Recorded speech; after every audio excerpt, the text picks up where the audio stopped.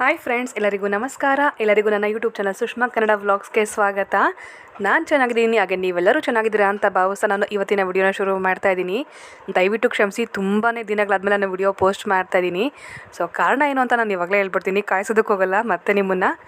So reason ಏನಪ್ಪ ಅಂತ ಅಂದರೆ, ನಾವು ನಮ್ಮದೇ ಆದ ಒಂದು ಕನಸಿನ ಮನೆನ ಕಟ್ಸೋ ಕೆಲಸದಲ್ಲಿ ಸ್ವಲ್ಪ ಬ್ಯುಸಿ ಇದ್ವಿ. ಸೊ ಅದ್ರ ಜೊತೆಗೆ ಬೇರೆ ಬೇರೆ ಕೆಲಸಗಳು ಕೂಡ ಒಟ್ಟೊಟ್ಟಿಗೆ ಬಂದ್ಬಿಡ್ತು. ಸೊ ಹಾಗಾಗಿ ಆ ಕಡೆ ನಾನು ಗಮನ ಕೊಡಬೇಕಾಗಿತ್ತು ಹೆಚ್ಚಿಗೆ. ಸೊ ಹಾಗಾಗಿ ನಾನು ವಿಡಿಯೋ ಎಡಿಟಿಂಗೆಲ್ಲ ಸ್ವಲ್ಪ ಸ್ಟಾಪ್ ಮಾಡಿಬಿಟ್ಟಿದ್ದೆ. ಸೊ ಹಾಗಾಗಿ ವಿಡಿಯೋಸೆಲ್ಲ ಸ್ವಲ್ಪ ಲೇಟಾಗಿ ಬರ್ತಾ ಇದೆ. ಆ್ಯಕ್ಚುಲಿ ಇದು 1 year ಬ್ಯಾಕ್ ವಿಡಿಯೋ, ಅಂದರೆ ಲಾಸ್ಟ್ ಇಯರ್ ಜಾನ್ವರಿ, ಅಂದರೆ ಧನುರ್ಮಾಸ ಟೈಮಲ್ಲಿ ಶೂಟ್ ಮಾಡಿದ ವಿಡಿಯೋ ಇದು. ಸೊ ನಾನು ಇವಾಗ ಪೋಸ್ಟ್ ಮಾಡ್ತಾ ಇದ್ದೀನಿ. ಯೂಶ್ವಲಿ ಧನುರ್ಮಾಸ ಟೈಮಲ್ಲಿ ತ್ರಿರಂಗ ದರ್ಶನ ಅಂತ ಹೇಳ್ಬಿಟ್ಟು ತುಂಬ ಜನ ತ್ರಿರಂಗ ದರ್ಶನ ಮಾಡ್ತಾರೆ. ತ್ರಿರಂಗ ದರ್ಶನ ಅಂತ ಅಂದರೆ 3 ರಂಗನಾಥ ಸ್ವಾಮಿಗಳ ದರ್ಶನ ಮಾಡೋದು ಅಂತ ಹೇಳ್ಬಿಟ್ಟು. ಅದರಲ್ಲಿ ಮೊದಲನೇದು ಬಂದ್ಬಿಟ್ಟು ಆದಿರಂಗ, ಇದಿರೋದು ಮೈಸೂರು ಜಿಲ್ಲೆಯ ಶ್ರೀರಂಗಪಟ್ಟಣದಲ್ಲಿ. ಹಾಗೆ ಎರಡನೇದಾಗಿ ಮಧ್ಯರಂಗ, ಇದಿರೋದು ಶಿವನ ಸಮುದ್ರದಲ್ಲಿ. ಹಾಗೆ ಮೂರನೇದಾಗಿ ಅಂತ್ಯರಂಗ, ಇದಿರೋದು ತಮಿಳುನಾಡಿನ ಶ್ರೀರಂಗಂನಲ್ಲಿ. ಸೊ ಈ 3 ರಂಗನಾಥ ಸ್ವಾಮಿಗಳ ದರ್ಶನ ಮಾಡೋದಕ್ಕೆ ಅಂತ ಹೇಳ್ಬಿಟ್ಟು ನಾವು ಬಂದಿದ್ದೀವಿ. ನಾವು ತುಮಕೂರಿಂದ ಹೊರಟ್ಬಿಟ್ಟು ಬಂದ್ವಿ, ವ್ಯಾನ್ ಮಾಡ್ಕೊಂಡು ಬಂದಿದ್ದೀವಿ. ಸೊ ಮೊದಲನೇದಾಗಿ ನಾವು ಇವಾಗ ಬಂದಿರೋದು ಆದಿರಂಗನ ಕ್ಷೇತ್ರ ಅಂತ ಅಂದರೆ ಶ್ರೀರಂಗಪಟ್ಟಣಕ್ಕೆ ಬಂದಿದ್ದೀವಿ. ನಾವು ಶ್ರೀರಂಗಪಟ್ಟಣ ರೀಚ್ ಆದಾಗ ಬೆಳಗಿನ ಜಾವ 5 ಗಂಟೆ ಆಗಿತ್ತು. ಸಿಕ್ಕಾಬಟ್ಟೆ ರಶ್ ಇತ್ತು. ಆ್ಯಕ್ಚುಲಿ ಅವಾಗ ಲಾಂಗ್ ವೀಕೆಂಡ್ ಆಗಿದ್ದರಿಂದ ಸಿಕ್ಕಾಬಟ್ಟೆ ಜನ ಇದ್ದರು. ಸೊ ನಾವಿವಾಗ ಕ್ಯೂ ಅಲ್ಲಿ ನಿಂತ್ಕೊಳ್ಳೋದಕ್ಕೆ ಹೋಗ್ತಾ ಇದ್ದೀವಿ. ಹಾಗೆ ಈ ತ್ರಿರಂಗ ಕ್ಷೇತ್ರಗಳ ಇನ್ನೊಂದು ವಿಶೇಷತೆ ಏನು ಅಂತ ಅಂದರೆ, ಈ ಆದಿರಂಗ, ಮಧ್ಯರಂಗ ಮತ್ತು ಅಂತ್ಯರಂಗ ಈ 3 ಕ್ಷೇತ್ರಗಳು ಕೂಡ ಕಾವೇರಿ ನದಿಯ ದ್ವೀಪದಲ್ಲಿನೇ ನಿರ್ಮಾಣ ಆಗಿರುವಂಥದ್ದು.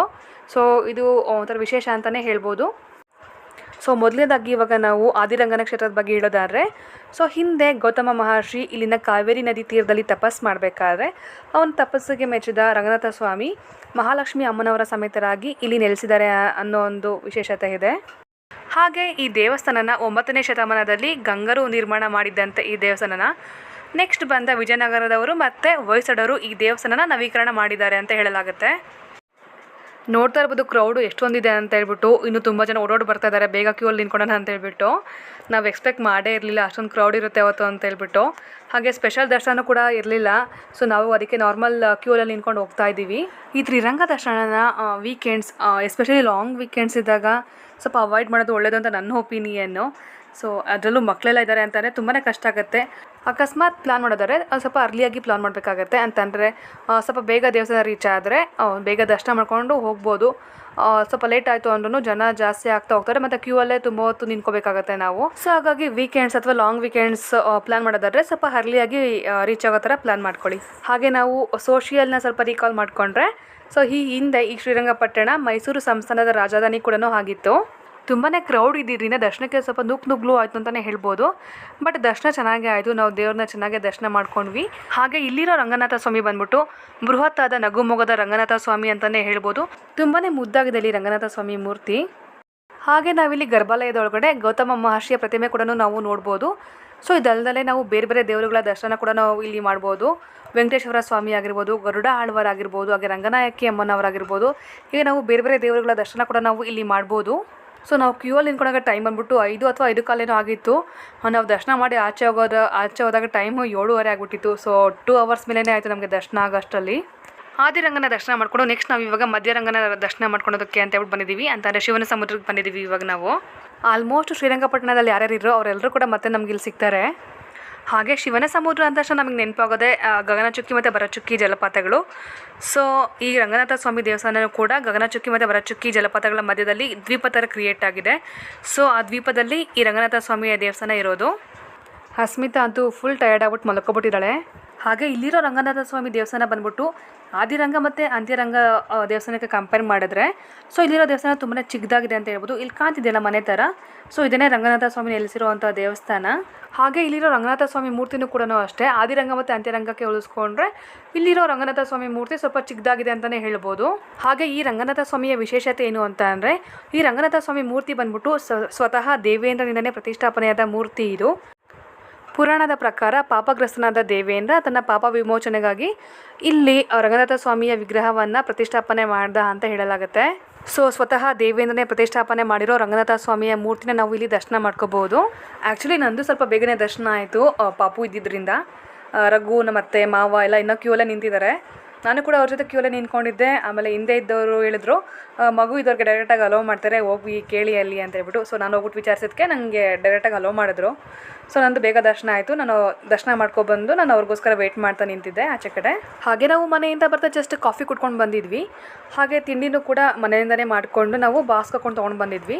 ಆನ್ ದ ವೇ ಹೋಗ್ತಾ ಎಲ್ಲರೂ ತಿನ್ನೋಣ ಅಂತ ಹೇಳ್ಬಿಟ್ಟು ನಮ್ಮ ಪ್ಲಾನ್ ಇದ್ದಿದ್ದು ಒಂದೇ ದಿನದಲ್ಲೇ 3 ಪ್ಲೇಸಸ್, ಅಂದರೆ ಆದಿರಂಗ, ಮಧ್ಯರಂಗ ಮತ್ತು ಅಂತ್ಯರಂಗ, ಈ 3 ಪ್ಲೇಸಸ್ನು ಒಂದೇ ದಿನದಲ್ಲೇ ಕವರ್ ಮಾಡಬೇಕು ಅನ್ನೋ ಒಂದು ಪ್ಲಾನ್ ಇದ್ದಿದ್ದು ನಮಗೆ. ಸೊ ಟೈಮ್ ಕನ್ಸ್ಟೆಂಟ್ ಇದ್ದಿದ್ದರಿಂದ ಮತ್ತು ನಾವು ಹೋಟೆಲ್ಗೆಲ್ಲ ಹೋದರೆ ತುಂಬಾ ಟೈಮ್ ವೇಸ್ಟ್ ಆಗ್ಬಿಡುತ್ತೆ ಹೋಟೆಲಲ್ಲಿ. ಸೊ ಹಾಗಾಗಿ ಆದಷ್ಟು ಟೈಮ್ನ ಸೇವ್ ಮಾಡೋಣ ಅಂತ ಹೇಳ್ಬಿಟ್ಟು ನಮ್ಮ ಮನೆಯಿಂದನೇ ತಿಂಡಿನೆಲ್ಲ ಮಾಡಿಕೊಂಡು ಬಾಕ್ಸ್ ಹಾಕೊಂಡು ತೊಗೊಂಡು ಬಂದಿದ್ವಿ. ಮಧ್ಯರಂಗನ ದರ್ಶನ ಎಲ್ಲ ಮುಗಿಸ್ಕೊಂಡು ಹೋಗ್ಬೇಕಾದ್ರೆ ಆನ್ ದ ವೇ ಅಲ್ಲೇ ನಾವು ಗಾಡಿನ ಸ್ಟಾಪ್ ಮಾಡಿಸಿ ಅಲ್ಲೇ ತಿಂಡಿ ಎಲ್ಲ ಮುಗಿಸ್ಕೊಂಡ್ವಿ. ನಾವು ತುಮಕೂರಿಂದ ಟಿ ಮಾಡ್ಕೊಂಡು ಬಂದಿದ್ವಿ. ತುಂಬ ಜನ ಇದ್ದಿದ್ದರಿಂದ ಮತ್ತು ನಮ್ಮ ಅವ್ವ, ನಮ್ಮ ನಾದಿನಿ, ಹಾಗೆ ನಮ್ಮ ಫ್ಯಾಮಿಲಿ ಫ್ರೆಂಡ್ಸು ಜೊತೆಗೆ ಮಕ್ಕಳೆಲ್ಲ ಇದ್ದಿದ್ದರಿಂದ ಟಿ ಮಾಡ್ಕೊಂಡು ಬಂದಿದ್ವಿ. ತಿಂಡಿ ಎಲ್ಲ ಮುಗಿಸ್ಕೊಂಡು ನಾವು ನೆಕ್ಸ್ಟ್ ಇವಾಗ ಅಂತ್ಯರಂಗನ ದರ್ಶನಕ್ಕೆ ಅಂತ ಹೇಳ್ಬಿಟ್ಟು ಹೋಗ್ತಾ ಇದ್ದೀವಿ. ಆದಿರಂಗ ಮತ್ತು ಮಧ್ಯರಂಗ ಈಗ ನಮ್ಮ ಕರ್ನಾಟಕದಲ್ಲೇ ಇದ್ದಿದ್ದರಿಂದ ಬೇಗನೆ ಕವರ್ ಆಯಿತು 2 ಪ್ಲೇಸಸ್ಸು. ಬಟ್ ಅಂತ್ಯರಂಗ ಇರೋದು ತಮಿಳ್ನಾಡಿನ ಶ್ರೀರಂಗಂನಲ್ಲಿ ಇರೋದು ಅಂತ್ಯರಂಗ. ಆಲ್ಮೋಸ್ಟ್ 7 hours ಜರ್ನಿ ಆಗುತ್ತೆ ಶಿವನ ಸಮುದ್ರದಿಂದ. ತುಂಬಾ ಲಾಂಗ್ ಜರ್ನಿ ಅಂತಲೇ ಹೇಳ್ಬೋದು. ಹಾಗೆ ನಾನು ಫಸ್ಟ್ ಟೈಮ್ ತಮಿಳ್ನಾಡಿಗೆ ಹೋಗ್ತಾ ಇರೋದು. ಹಾಗೆ ಇದು ಶ್ರೀರಂಗಂ ಬಂದ್ಬಿಟ್ಟು ತಿರುಚನಪಲ್ಲಿ ಅನ್ನೋ ಒಂದು ಜಿಲ್ಲೆಗೆ ಸೇರುತ್ತೆ.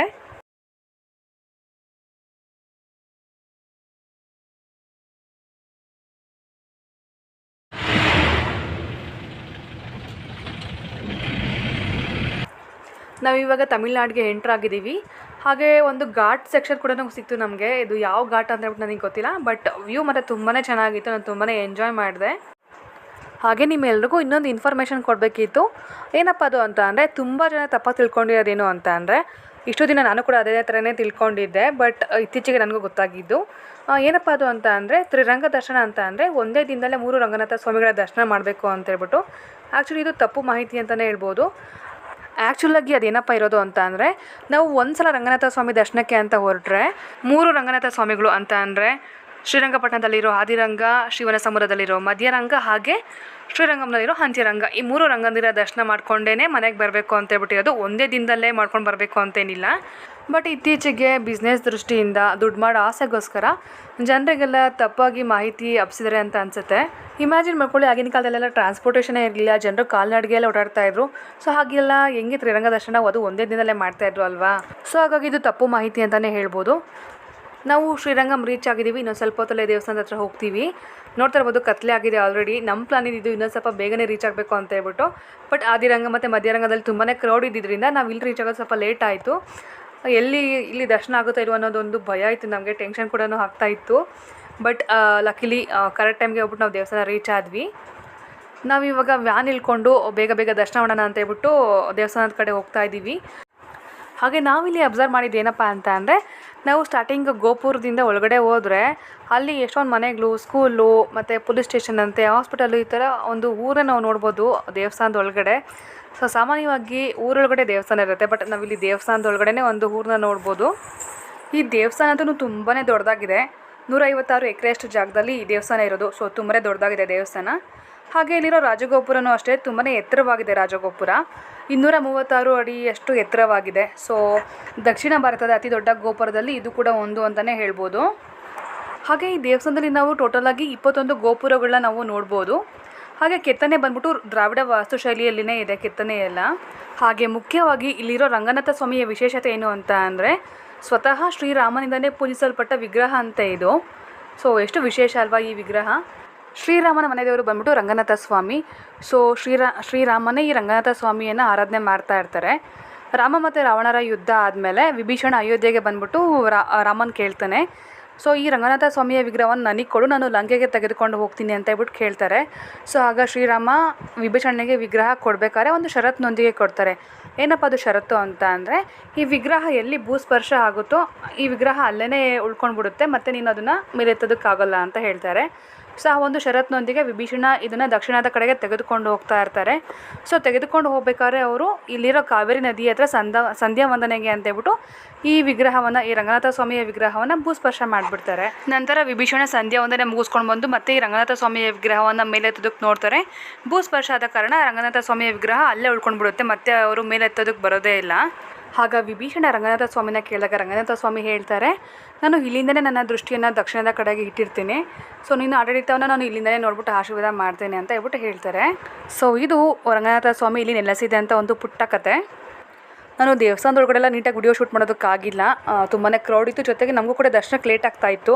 ಸೊ ನಾವು ಬೇಗ ದರ್ಶನಕ್ಕೆ ಹೋಗಬೇಕಿತ್ತು, ಹಾಗಾಗಿ ನೀಟಾಗಿ ವಿಡಿಯೋ ಶೂಟ್ ಮಾಡೋದಕ್ಕಾಗಿಲ್ಲ. ಎಷ್ಟು ಸಾಧ್ಯ ಆಯಿತು ಅಷ್ಟು ಶೂಟ್ ಮಾಡಿದ್ದೀನಿ. ನೋಡ್ತಾ ಇರ್ಬೋದು, ಉತ್ಸವ ಮೂರ್ತಿಗಳನ್ನೆಲ್ಲ ಕರ್ಕೊಂಡು ಹೋಗ್ತಾ ಇದ್ದಾರೆ.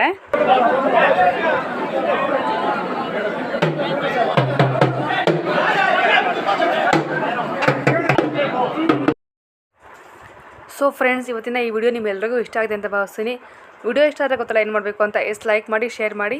ಹಾಗೆ ಯಾರೆಲ್ಲ ನನ್ನ ಚಾನಲ್ಗೆ ಸಬ್ಸ್ಕ್ರೈಬ್ ಮಾಡದಲ್ಲೇ ನೋಡ್ತಿದ್ರೆ ದಯವಿಟ್ಟು ಸಬ್ಸ್ಕ್ರೈಬ್ ಮಾಡ್ಕೊಳ್ಳಿ ಅಂತ ಕೇಳ್ಕೊತೀನಿ. Thank you so much for watching friends. Take care, bye.